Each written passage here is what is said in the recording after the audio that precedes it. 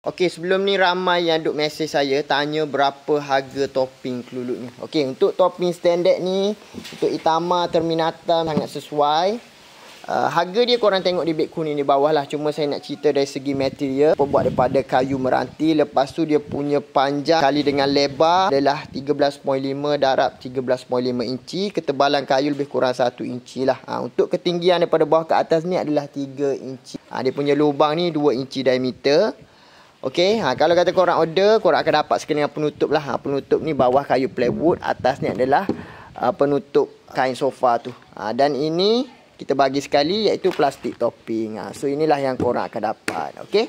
Kat situ pun dah ada satu yang orang order ni. Dan kalau kata siapa yang nak cari khas ni, dia punya panjang kali lebar 7.5 darab 7.5, tinggi dia adalah 8.5 inci macam tu.